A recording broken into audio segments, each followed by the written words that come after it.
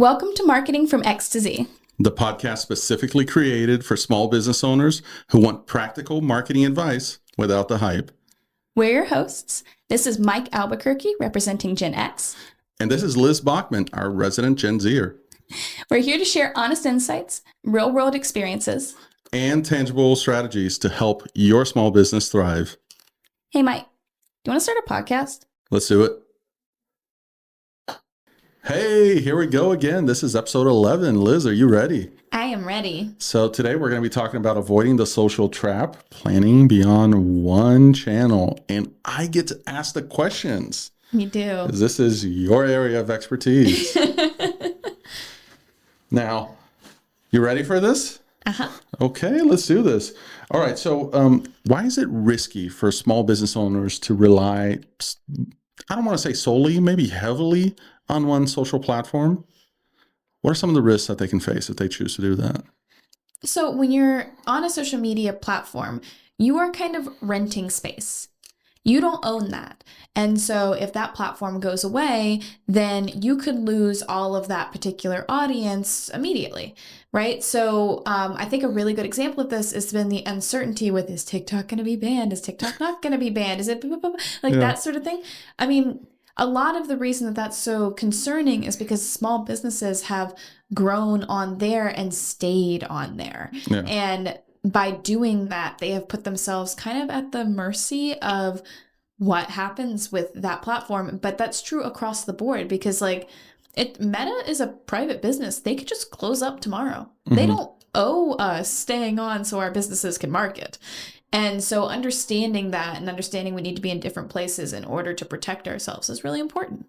Absolutely. I think the TikTok ban definitely has brought that to attention a lot more than before. Yep. But I mean, there's always been cases of businesses getting, either demonetized from YouTube or, running into issues where they're banned from a platform or whatnot. And then if they have them building elsewhere, they just lose their audience. Well, there's also you can lose accounts and things like that.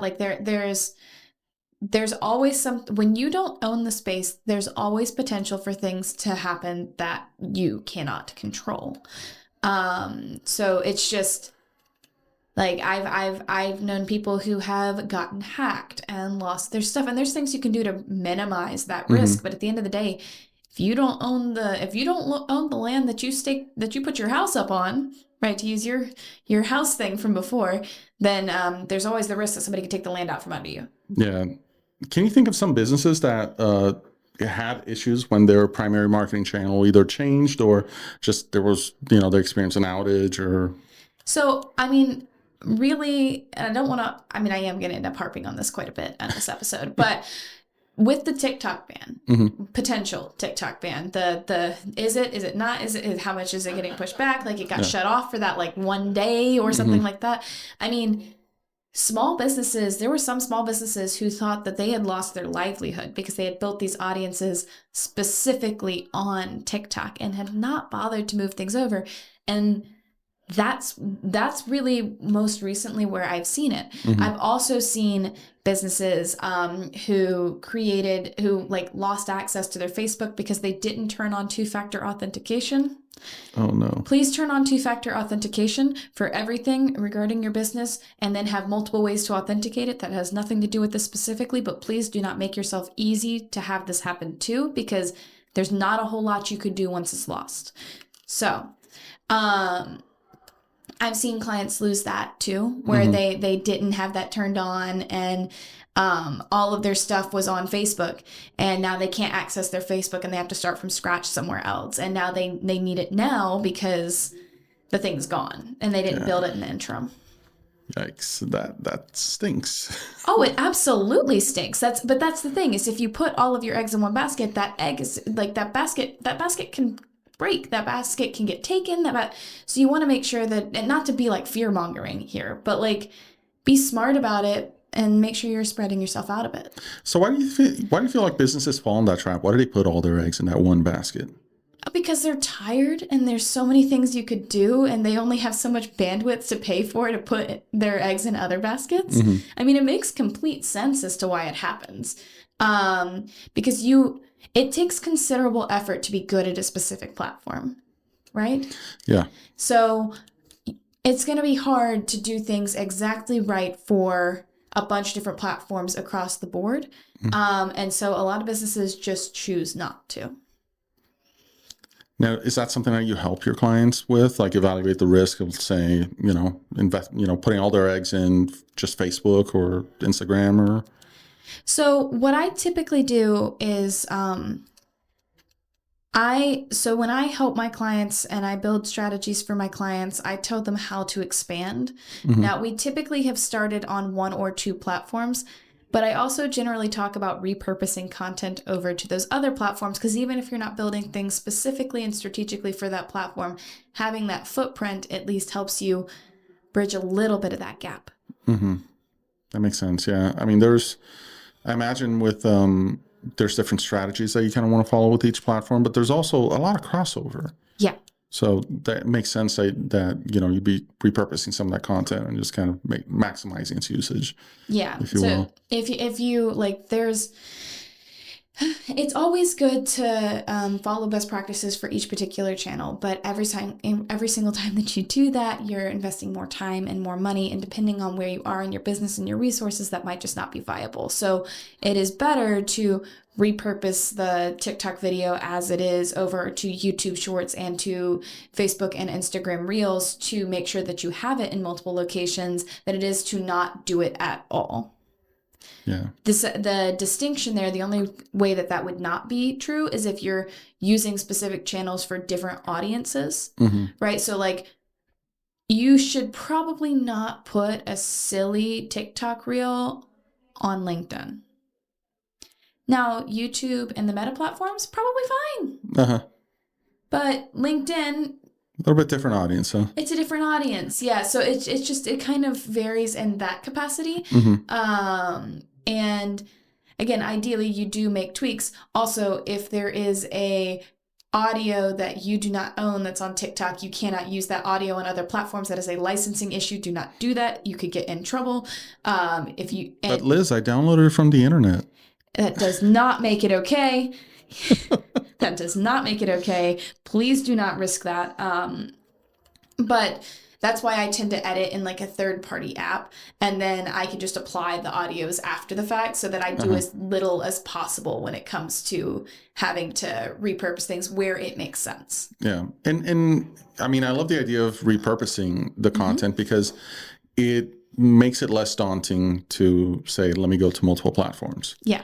Right. I mean, it doesn't mean that they're all going to grow at the same rate, but at least you have a footprint in them, and you have a spot where, if you have similar content that's going up on Instagram as is on TikTok, and TikTok goes away, it's reasonable to think that your audience will look for you on Instagram. It is reasonable. And it's also a reason why I focus largely on original. I don't know how I was about to say that word, but original content instead of just chasing trends, because original content can easily be repurposed across the board to all these different platforms in a way that is unique to you. Whereas, the 7-second with text overlay Instagram reel is not going to do well on YouTube Shorts. Not to mention finding that audio on there is just going to be a total pain in the butt. So that's why investing a little bit more into the creation of the content to start with helps protect you down the line. I've gone off on a little bit from what I meant to, but that's one of the reasons why I focus so heavily on that. So can you share an example of a business that just really benefited from diversifying and going to multiple platforms? Yeah, absolutely. So I have a client who they were on TikTok. They were on TikTok and they did really, really, really well on TikTok. And then they wanted to branch out into other platforms, or they thought they did, but they also didn't want to deal with the reach issues and stuff like that, because the algorithms on Facebook and on Instagram are not the same as the TikTok algorithm. So getting in front of unique and new audiences, it just shows up differently, right? But we ended up going on to Facebook, Instagram, and YouTube with this client. And where I think I saw the best benefit from them, outside of they're actually getting really good community engagement from the community that's within the working area of this client, as opposed to on TikTok, it was kind of across the board. It was more national and global, whereas on Facebook and Instagram, it was a little bit more localized, not 100%, because you can't control where organic content shows up, but it was more localized. But actually, YouTube was where we saw the best transferability from what they were showing before into a series that we did on YouTube. Interesting. YouTube Reels, huh? Shorts.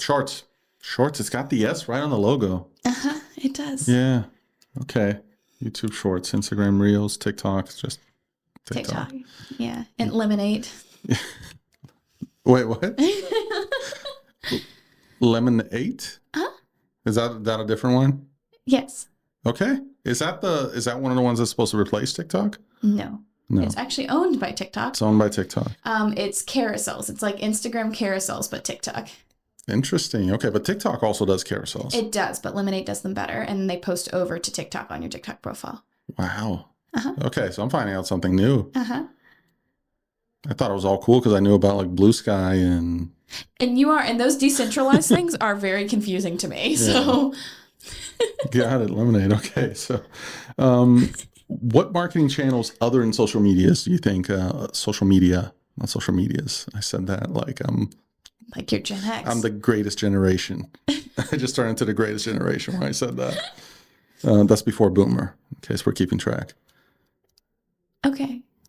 No, okay, we'll do we'll go through the generations later. Okay. All right. So, what marketing channels other than social media do you believe that small business owners often underestimate or overlook? Well, we're going to beat this horse absolutely into the ground with this, but email. So it's going to be you holding like a baseball bat, hitting down in an envelope. Yeah. But seriously, like because you own your list. You own your list. So in the context of this conversation, where we're talking about a trap where you could potentially, where you're having risk by taking on one thing, email, you own that list. So as long as email as a collective doesn't disappear, and not all the different businesses that run email, but email as a collective doesn't disappear, you will be able to reach those people. Yeah. Yeah. That's a fair game. Yeah. I think I'll add to that in saying that Google Business Profile is one that gets overlooked as well, right? So beat that horse down a little bit more. And to toot my own horn a little bit, websites. Yeah. I think people overlook a little bit the what a good investment like a website and a blog can be specifically as a marketing strategy. Oh my gosh. Okay, one of my pet peeves is when other people in my space, other people in the social media and content marketing space, what they do is they talk about how if you have a good enough insert social media platform here, you don't need a website. And that's wrong. And the reason that that's wrong is because it's dangerous. Like, can you start scrappy with it? Absolutely. But if you have started to build something and you haven't even bothered to like buy a domain name and put a landing page on there to be able to collect information and own like your own little space on the internet, you are gambling. Yeah. You are truly gambling for no good reason, because you can put up some things for some really low amounts of money if you need to, just to have something to be able to like stay. So yeah, no, I agree with you on that, but that happens all the time. Oh, like you don't really need a website because you have an Instagram page. I'm like, okay, but like you're really, really, really trusting Meta right now. Yeah. I mean, it's to your point of losing access to a platform or getting demonetized or things like can't really happen on your own website. Well, I shouldn't say it can't. It can. When you're on the internet and in a digital space, there's always a risk of something going away. Because like if the internet went away, then all of this is gone. But like, yeah, it's much harder to lose it. Yeah, we've seen an example semi-recently of a website that got where the platform just said it didn't want to support that creator anymore. And even then, it still took a little while for them to take the website down. Yeah. From the announcement. And it wasn't the website, it was the functionality, if you will. I don't think I know what you're referencing. Yeah, we don't need to talk politics in here. Oh, okay. Got it. I wasn't really paying attention to that apparently, but So let me keep driving this. So why is an email crucial? Why is an email list crucial for a small business to build? Right? I mean, what is like long term? What's the impact that it can have? you own the list and you're able to send messages directly to those inboxes. Mm-hmm. That's the value. It is a place that you can continue to use, assuming they don't unsubscribe. Don't break spam stuff. That's against the rule. You'll get in trouble with that. Yeah, it's against the rule. But like if you have that list and those people are willingly subscribed to that list, then you have a place to market to people who have indicated that they're interested in you. And typically email lists are warmer than regular people you're just going to like, who are just going to see you for the first time on social. So that's why your email list is, in my opinion, it's a very shortened reason of why your email list is so important. One thing I like about emails as well, like especially when you're talking not just about the list, but the platform that you're using it, is you can tell if you have multiple links on that email, you can tell which one people clicked on, right? What spoke to them. If you send a message out and you're maybe linking to the same page in a few different ways, a couple different text links, you can see what resonates with them. You can see which, you can A/B test headers. So there's some advantages that you don't necessarily get on other platforms to email. And yes, the ownership part of it is huge. Yeah. Right. So I think it's come through by now. We're 11 episodes in that we both really like email marketing. Yeah. Although neither of us primarily sell it, which is kind of funny. Yeah. We should probably do something about that. I know. That's our joint venture here. Yeah. Email marketing. Okay, so can you recommend any low cost or like straightforward strategies for business to grow or engage their email audience? A regular newsletter is going to be your lowest cost, like lowest barrier to entry. A monthly like touch base is like the simplest way to do that. Yeah, I always recommend people on their website is like even if you don't have a platform, you're not doing anything with it. Add to your website something that says subscribe to our newsletter and allow people to enter their email there. Because you can at least store those. And then when you create your newsletter, when you decide to create MailChimp, you just bring those in there or Drip or Constant Contact, whatever platform it is, right? And I'm thinking it doesn't have to be if you don't have a website. You just have social, you can link to a Jot form or a Google form or something, some way for you to collect that information, allow people to say, yes, I want to hear more from you. Yeah, I agree. And are there, what other own marketing channels do you advise that small business consider to protect their marketing efforts from external changes? That read weird, didn't it? Yeah. Okay, so maybe looking at how, like, where should people show up in order to make sure that they're diversified? Is that what did I don't remember. I wrote these very late. Yeah, I think that's a fair interpretation of it. If you want to be protected from we talked a little bit about this, but if you want to stay protected from potential changes that might happen, like TikTok ban or, demonetization on YouTube or just things that can happen, what are some of the other platforms that you recommend? Yeah. So, I mean, owned platforms or owned information is going to be like a phone list, an email list, things like that. Those are going to be like keeping track of the business cards and CRM information and things like that you have received over time for your audience. It's going to be a smaller list than what you can get on social or on like those platforms, but that's going to be kind of that owned place. But then when you look at like diversification and making sure that you're on multiple places, so you've got the basics, right? You've got the Facebook, the Instagram, the YouTube, the TikTok, like those like are our big channels, but there's also a lot of other smaller channels that are going to be a little bit more that first of all, just non-protection aside, when you are an early adopter of a channel, you have more of a chance of establishing a true presence. Okay. Like a bigger presence, right? So there's that piece there. And then And then also, the more places you're in, the less likely we can remove you completely from the internet. If you're everywhere. If you're everywhere, it's really hard to get rid of you. So there are some smaller channels that are very popular. There, there's the Blue Sky and the Mastodon stuff, which honestly I'm not as familiar with, but they are safer because they're decentralized, and so you do own them more than other channels, from my understanding. Is that an accurate interpretation? That's correct. And there's also Flashes, which is their Blue Sky's Instagram. Yeah. There's a video one that they're launching too, but I'm not familiar with that.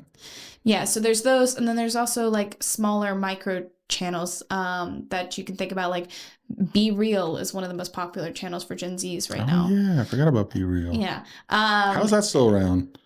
What do you mean, how is it still around? Thought it went away with Snapchat.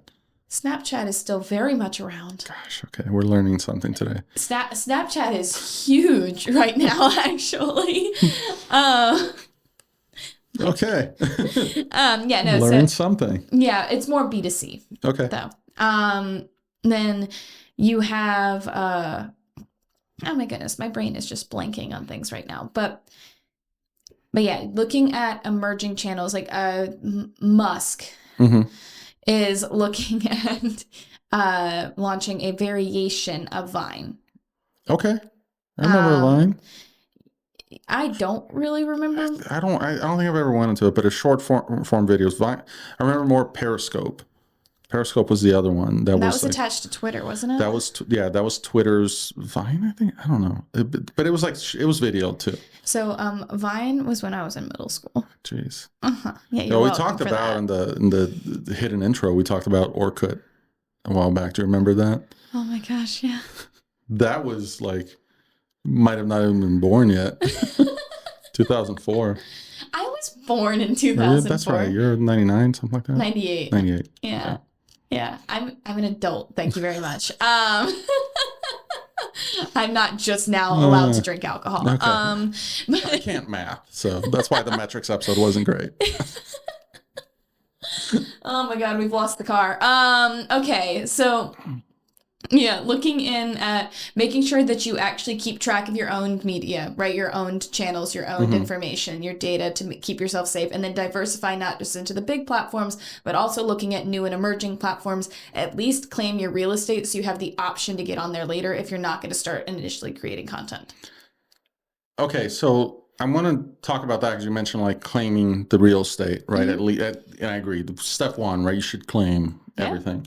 But how do you make sure, like, how often do you recommend that business owners look at their different channels to make sure they're not overly reliant on one, even if they've taken the steps of, claiming the others, and maybe they even are repurposing content, but to make sure that it's maybe not the majority of their eggs are in one platform. Yeah, so taking a look probably on a quarterly basis is how I would look at that, where I would think about balancing things out. So if you've got a channel that's largely driving revenue, you don't want to step back from that. And I understand that, and I'm not necessarily advocating that you do that. However, if you've got that one, keeping that one, and then looking at balancing out the other ones that you have to make sure that they are at least growing and existing in a sense, is always going to be a good place to be. Could it be that, especially if TikTok is your primary platform and it's got all these threats right now with everything that may or may not happen, by the time this podcast airs, we may not have any more TikTok. Doubtful, but yeah. Yeah. Well, but do you recommend that, like, if someone is trying to diversify and they're not seeing the progress that they want, they maybe need to pay a little bit more attention to one platform to see if they can nurture it into... Well, you can also leverage your other platform, the platform that is working, to drive to the platform that is slower. Okay. Right? So, like, if you're on TikTok, you can tell people to follow you on YouTube. You can do that. I wouldn't do it all the time, but you can do it. You won't go to TikTok jail for saying the Y word? I just believe what I see online. That is a very dangerous game, and do not do that. You know, it does not take a license to publish things on the internet. What? I know. Yeah, I mean, so there are some things that can go up against like policy stuff, but it's not, I mean, there are ways around it. Okay. There are ways around it. I don't want to specifically say that one thing on a policy or another because I haven't read it in a very, very long time. But I also know that there were a lot of creators when TikTok was about to get banned that directed people over to YouTube. So, Okay, so what's your favorite contingency plan in the case that that does happen, right? Someone like this got banned, TikTok went away, like immediately. What's next? yeah. So, largely it's okay, consumer behavior, right? Mhm. What are people going to do? So, if TikTok got banned, where do people go? Mhm. Where are the users going to go to consume that media, right? YouTube Shorts is probably your best option, Okay. and Instagram Reels, depending on the genre that you're in, like the niche that you're in. It's not LinkedIn? No, no. I like LinkedIn. I know, we both like LinkedIn. I like LinkedIn, but I don't it's scroll not LinkedIn for funsies, okay? Yeah. And TikTok I do. If I wanna do TikTok, I'm going to TikTok for entertainment purposes for the most part. If I'm searching for business stuff, it's gonna be on Instagram. I have a Facebook because I kind of have to. And I mean, and my LinkedIn is where I do work stuff. Okay. So when as like from a consumer perspective. Now that doesn't mean that I don't consume media from brands on those platforms. I absolutely do, but it's not the intention of what I'm trying to go and do. Okay, that makes sense. And I imagine there's different ways that people are engaging with those platforms as well. Yeah. Right. I mean, there's probably they all allow different forms of media, right? We talked about how TikTok allows the carousels as well, but you mentioned it doesn't do as good of a job as I like the capacity for lemonade. Lemonade. I'm gonna remember that. I will put it on the Googles after this to try to download it to my phone. Okay. But okay, so they all have like their own format. And if someone is looking to make a move from one platform to another, does that mean that they might need to be revisiting the format of the content? They might need to be revisiting the format of the content. It depends on the content, right? So like you can even, you can post static images to YouTube. They have like a section for that. Now, does anybody use it? Where do they hide that? I can show you after this. To unlock the photos of YouTube. Well, it's more like channels use it to publish updates and statuses. Oh, you know what? I have seen that. Yeah. I've seen more of like the polls as well. Yeah, it's the same functionality. Yeah. The polls get me because like there's channels that I'm like, don't show me this channel anymore. No, because it's still in the stuff that I like to see, but I just maybe, don't like the content creator or whatnot. But then the polls get me. And I'm like, oh, a poll, I want to vote on it. It's from that one channel. No. It's like I told you not to suggest any more videos. Well, they didn't suggest a video. They suggested a poll. A poll, exactly. That's not in the fine print. I need to click don't suggest poll. I don't think they have a don't suggest poll. No, I don't think so either. Yeah. But yeah, so there are different ways for you to show up on different channels. Right? Yeah. And it's all about evaluating your best practices, right? So like one of the big things that people run into when they're repurposing short form video content is where the safe areas are for the closed captions. Oh. Or the headlines. Those are that because that varies based on the platform. Yeah. Right. Or thinking about how people consume that sort of media, but also that consumer practice is going to change if like one of the ways that we used to do it is completely gone. That is probably going to get transferred somewhere else, not just completely eliminated. Yeah. That makes sense. And what about like length of contact, right? Because I'm sure that like if you're recording reels, those platforms, they might have different like your video can only be so long on. I think TikTok. What are we up to now? 10 minutes maybe. But that might not be true of reels on Instagram or shorts on YouTube.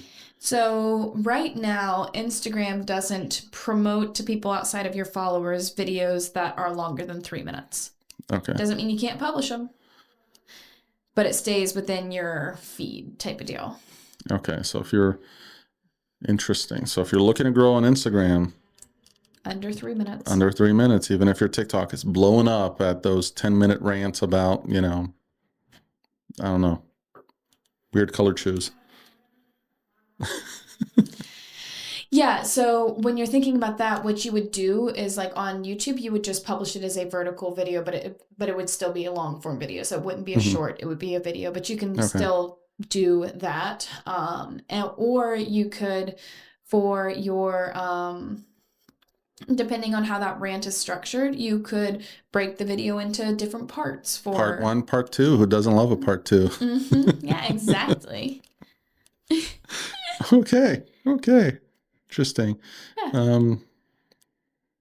All right, I'm learning stuff. I'm taking some notes after this. I'm gonna need this transcript of this. So okay, so tell me, if we have someone here who's listening and they just became aware that TikTok's going away, or they just realize that they've only been posting on Facebook this whole time and they're missing out. And they might be freaking out a little bit because of that, because they're just thinking that things could go south on one platform or another. Give me one action step that they can take to start diversifying, right? What is one immediate thing they can do? Yeah, absolutely. Okay, so if you have a Facebook page and you have nothing else, I'm just going to take the Facebook page and nothing else example. Yeah. If you have a B2B based business, create a LinkedIn company page. Okay. If you have a B2C based business, I would say create a YouTube. Okay. But if you're not video heavy, create an Instagram. Okay. The reason I say YouTube is because I consider YouTube to be one of the more stable platforms, monetization or not. It's part of Alphabet. So reliable. Yeah. Reliable YouTube's been around for a minute. Yeah, and it's also a astronomically sized audience, like potential audience. So it's definitely, and the search engine indexing and the ability to, it's just, I like YouTube. Yeah. But it really does, it goes like, okay, so what is the most logical jump over? Make that determination and create a page there. Okay. Yeah. And for those who are not aware of how to make that determination, what is the most logical for them? Because we're talking about a matrix of a bunch of social channels, right? Yeah. What are some good thoughts to have? Okay, so first, who is your customer? Are you selling your stuff to consumers, like just directly to people? Are you selling your stuff to small businesses that are going to be thinking like people? Mm-hmm. Or are you selling your stuff to businesses, like larger businesses? So that's like the first question I would ask is, mm-hmm. Is that what you're doing? Okay.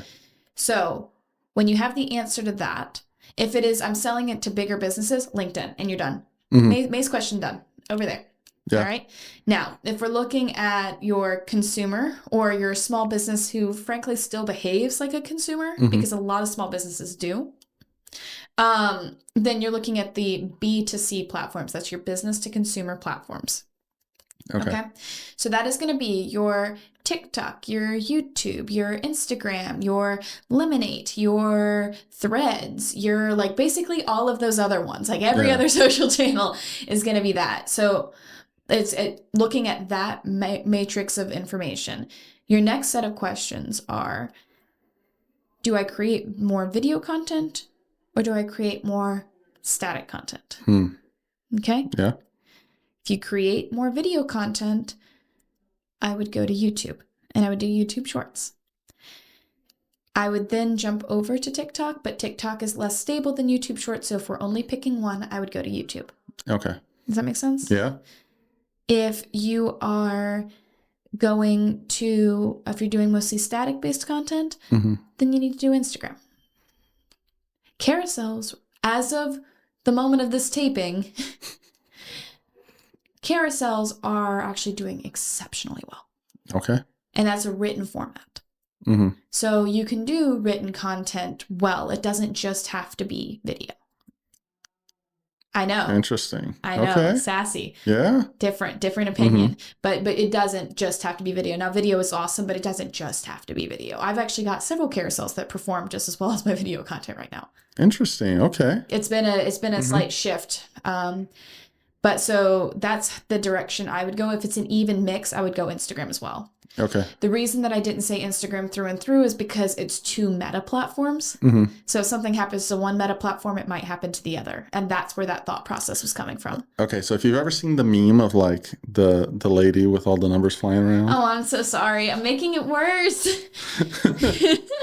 No, because I had so many thoughts here. I mean, I think there's one of the other things I was thinking, and maybe I'll ask you if it's legitimate or not, but if you're posting on Facebook or Instagram, is it fair to say, well, I'm already posting on Facebook, let me go ahead and just share that to Instagram and share it to Threads since it's all in the same system? And yeah, you can do that. There are some slight formatting differences and things like that occur per platform. So, but as a repurposing thing, yeah, that's fine.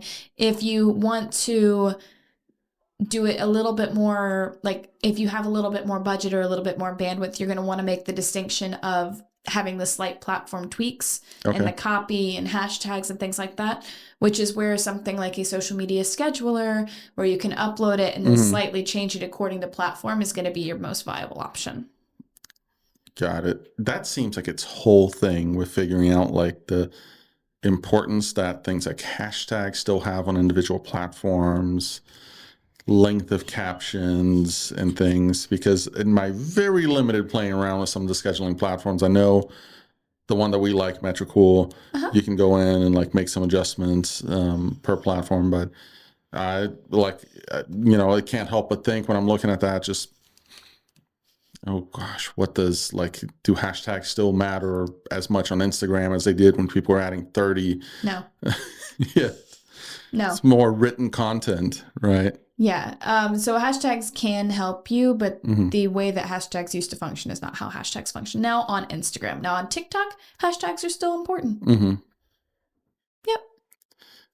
And you probably want to be, before you turn that button on to say, yeah, share it on Threads and TikTok and everything else, be aware of those differences. Yeah, because even if you're repurposing the content, the caption, the hashtags, there might be some things there. Yeah, there might be some adjustments or changes there, right? Like, because a lot of these platforms, and I think this is a fortunate change, but a lot of these platforms are becoming very search-oriented, keyword-oriented, which I think is awesome.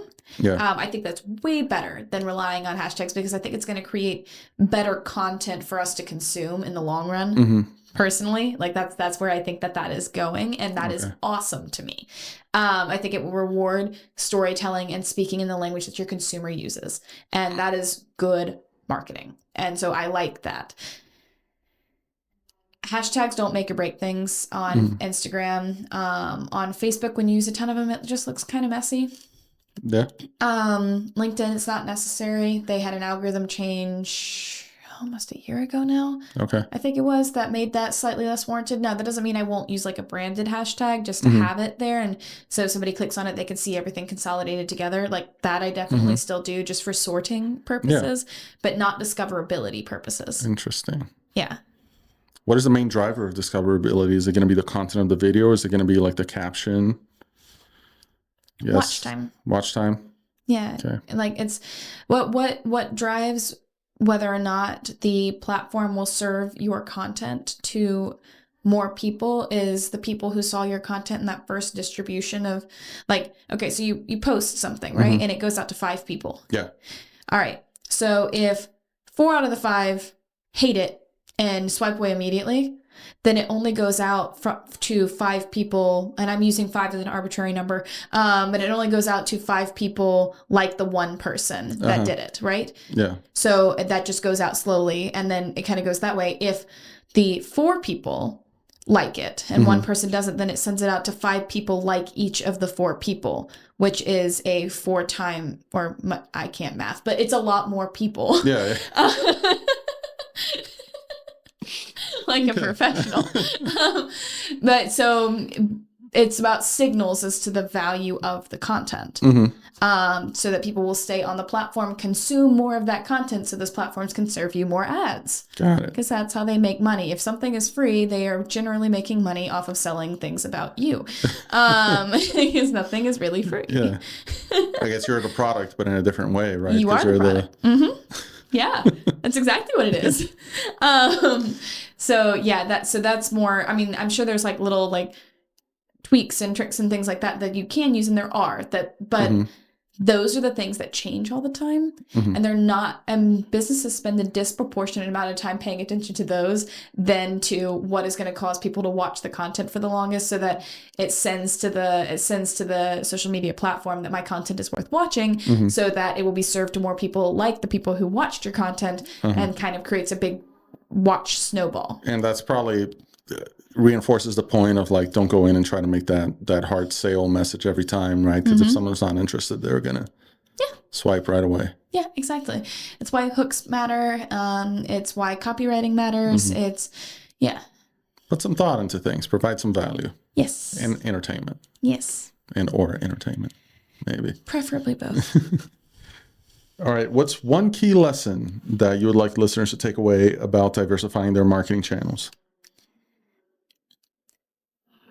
You don't have to be everywhere perfectly, or even fully optimized to every single channel all the time, but pick 2 or 3 to make sure that you've at least are developing some sort of presence, so you're not putting all of your eggs in one basket. It would either be that, or how are you leveraging social to grow your owned media, which is your list. Those would, I know you said 1, but I went with 2 because I'm a rebel. All right. All right. That works for me. And then one question that small business owners should be asking themselves as they're, to make sure they're not falling in the trap of having only one channel and only one presence. If somebody were to ask for your social media handles, are you able to give them more than 1 without blushing? Oh, Lord. I told you I did this the other day, right? That was totally targeted at you, yeah. This is terrible. Don't do that. Yeah, I got asked by someone the random person I helped, what my Instagram was, and I just fumbled it. I'm like, I think I have one, because that's not the platform that I'm using all the time. Like, what is I don't the use it platform personally. you're using all the time? Right TikTok. now? I'm not. It's TikTok. But. Is that where you're consuming or publishing? Okay. I'm publishing some personal stuff in there. I know. I've seen the one wheel. Yeah. It's that, and it's like my kids. Yeah. But which is like part of developing that muscle, right? Getting comfortable we are with practicing, things. and that is what is important. Exactly. Absolutely. But so I totally fumbled. I was like, I have a TikTok, and they said they didn't have a TikTok, so.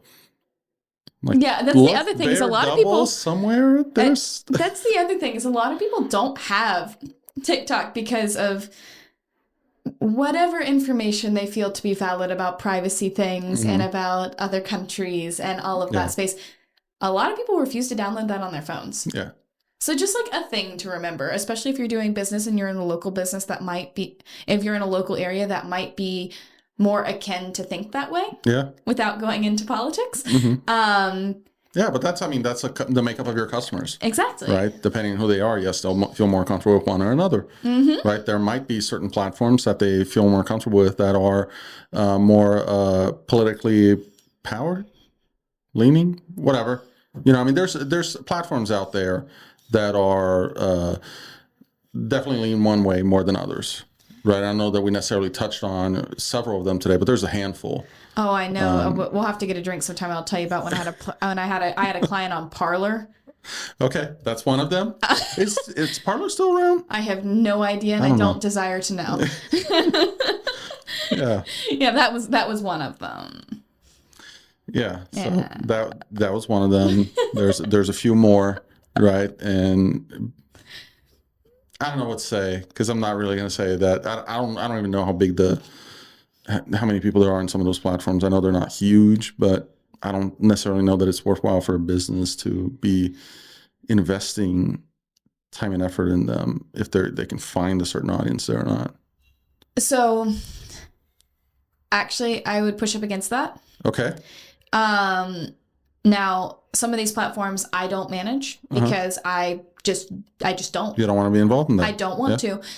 It's a choice you get to make as a business owner. It's a choice you get to make as a business owner. However, if your business is aligned with the values that are prevalent on those apps and it makes sense for you to be there, then when we talk about like not enough people to be, we're still talking about tens, hundreds of thousands of people. Okay.